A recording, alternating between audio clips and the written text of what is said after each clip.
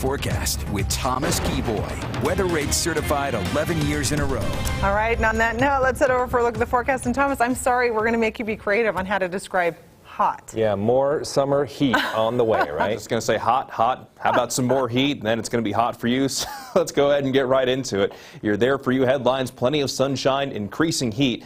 And in fact, today is probably going to be the coolest of this week. And notice those air quotes because it's not cool to begin with. Temperatures in most spots today were about at least 5 degrees above average. We're going to be near and above seasonal records as we make our way throughout the next 7 days, and the heat going to be lasting through the Labor Day weekend. So Labor Day going to feel more like July compared to what it should be for the beginning portions of September. There have been a few spotty showers today in southwestern Utah and the higher terrain, but that's been about it. And any wet weather has been generally light in nature. And what we find today when it comes to the moisture is going to look very similar tomorrow, which means the vast majority of you will get through the day dry.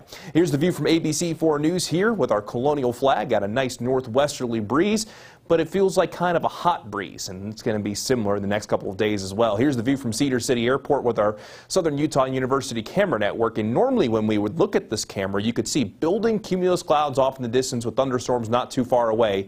That is not the case today.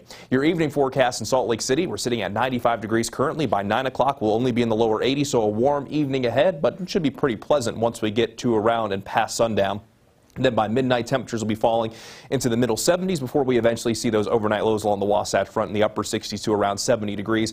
But look at some of these daytime highs tomorrow. 94 degrees in Logan, 99 degrees in Salt Lake City, 93 in Provo, 91 in Price, 94 in Vernal. We'll see mid to upper 80s, excuse me, along the Wasatch back, getting ahead of myself there. 90 degrees in Cedar City, 105 in St. George, and a daytime high of 99 in Lake Powell. And as we begin the futurecast, we're not going to see much relief when it comes to wet weather. So for tomorrow, just partly cloudy skies for a lot of spots, especially in the higher elevations, but maybe just a few spotty showers in the higher elevations in portions of northeast Nevada and northwestern Utah. And on Wednesday, going to look very similar as it's mostly sunny to partly cloudy skies and additional heat. And the reason why we're not seeing much in the way of moisture is an upper level high pressure is really building into the western United States. So this goes through Friday, those hot conditions squarely in the western United States, and this high pressure not going to be moving much of anywhere through this upcoming weekend, and possibly by the middle of next week it starts to lose some of its energy and the temperature comes down a little bit, but we're not going to see it come down all that much. And here's the high temperature trend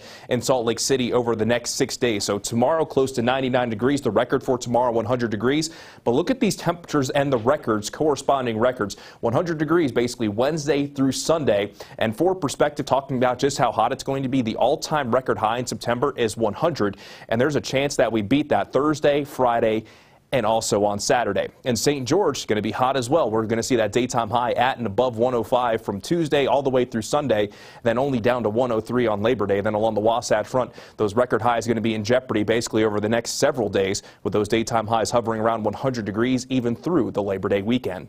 Glenn, Emily?